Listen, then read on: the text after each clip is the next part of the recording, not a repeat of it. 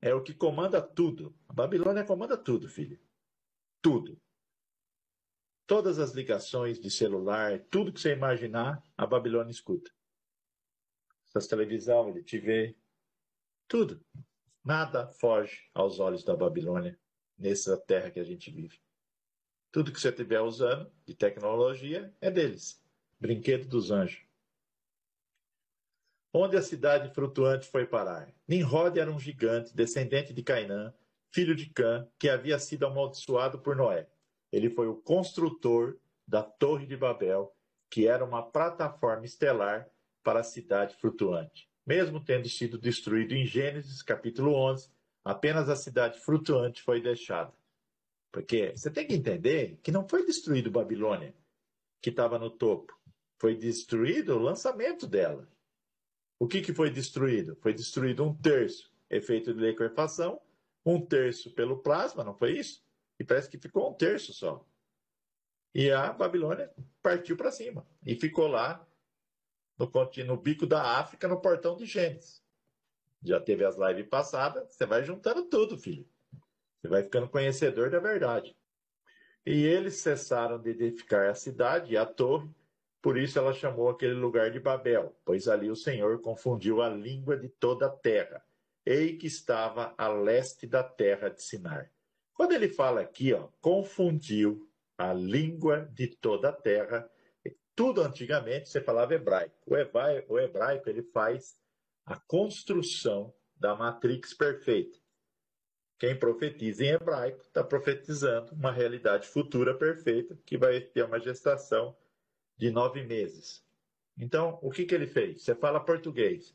Quando você fala português, você está fazendo uma matrix em 2 ponto alguma coisa. Não sei se eu tenho os dados na cabeça.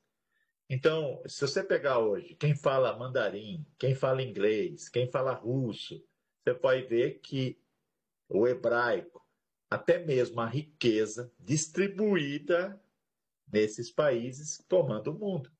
Porque eles falam algo que o hebraico, inglês, línguas que estão de uma vibração e de uma frequência maior do que o português, espanhol. Então, eles são países, são povos mais ricos. Isso é uma lei espiritual, filho. O Criador fez o mundo através da palavra. Eu acho que quando foi dado o idioma, você pecou mais. Fala português. Você tem mais cagada. Fala espanhol.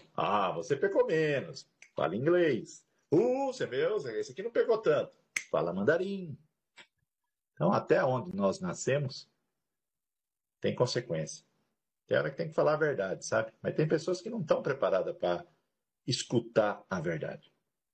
Mas então eu vou profetizar em português, não vai acontecer? Claro que vai, porque é uma lei espiritual.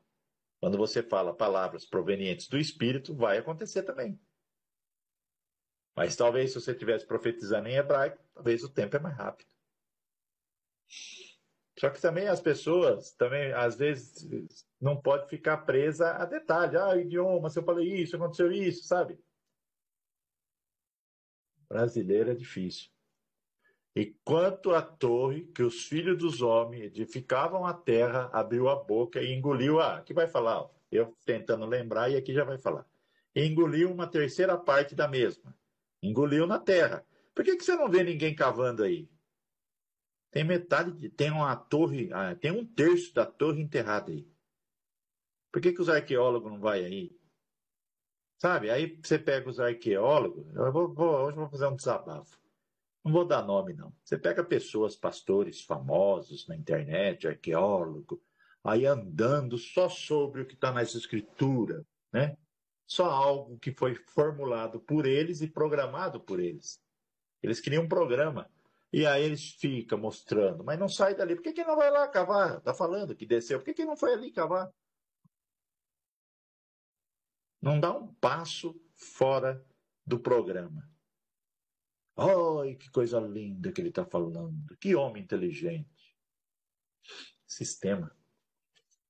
Por isso que, desculpa a franqueza hoje, que hoje eu não estou com freio na língua, o gadão gosta. E o gadão tem o que merece. E quando a torre que os filhos dos homens edificavam, a terra abriu a boca e engoliu uma terceira parte da mesma. E um fogo também desceu do céu e queimou o outro terço, ó, o plasma, filho. E o outro terço foi deixado para o dia de hoje. E essa parte que estava no ar, cujo diâmetro é de 3 dias de caminhada. Então, talvez os tijolos que a gente vê aí, sobre essa superfície, deve ser o restante da torre. Porque a nave foi embora. Não é que só um terço dela sobressaiu. A nave que estava no topo rachou fora. O que destruiu aqui é a base que está sendo destruída. E se você ler o livro de Jazer aqui, ó, eles tacavam, como fala, flecha em direção a acertar os anjos do céu. Não sei se você já leu isso. Rapaz, esse povo é descarado, rapaz. Pensou, vou tacar flecha para atingir anjo lá no céu. Aí o Criador manchava e eles estavam achando que estava morrendo. Meu pai do céu, o Criador, acho que nessa parte tem que dar. Deve ser comédia, né? Eu acho que ele olha lá de cima e fala: brincadeira, hein? Essa galera. É brincadeira isso aí, rapaz. E aqui você pega, ó, a cidade flutuante. Aí você vai assim, ó, pelo Sumério, é a Babilônia, orientais, Meru, Monte Meru, nórdico, Valhalla, grego, se eu falar errado aqui, depois vocês sabem falar certo, Olimpo, ufólogos, planeta, Nibiru, tem também aquele Uaimorum lá, não sei, uma rocha grande, tem um lá que é a carruagem de Satanás, que ele usava, Bíblia, o grande monte. Fortaleza voadora dos anjos caídos.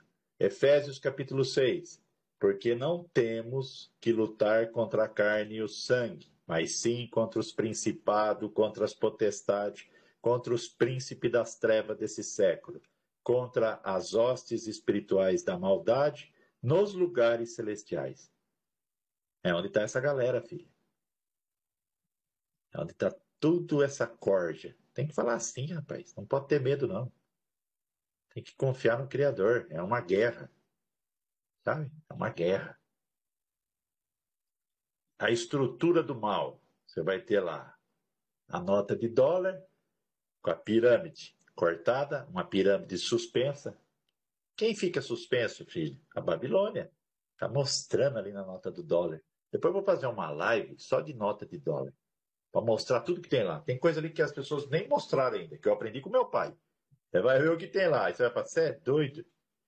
E aí você tem o conselho dos 7. Quem que é? Os 7 anjos petrificados. Metade humano, metade espiritual. E que estão sobre a Amazônia. E que amanhã você vai entender o tudo e o porquê de tudo.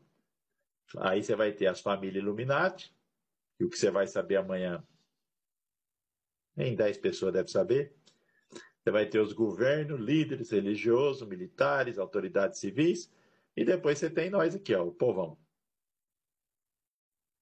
Povão que aceita programa, aceita comando, né?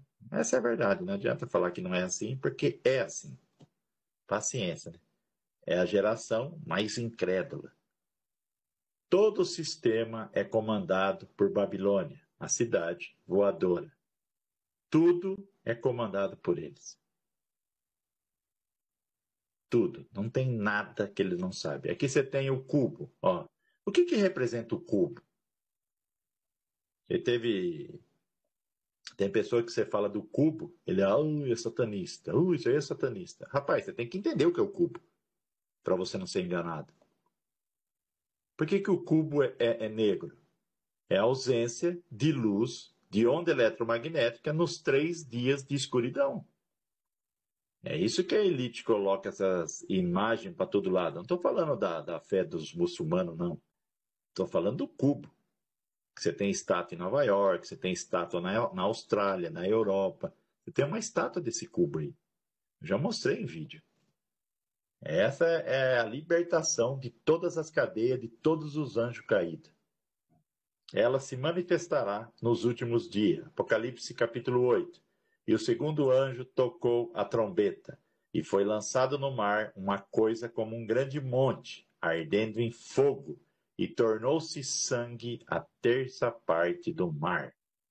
E morreu a 1/3 parte das criaturas que tinham vida no mar, e perdeu-se a terça parte do naus. Imagine o que não vai acontecer. Por isso que eu falo, ela está indo para o seu destino.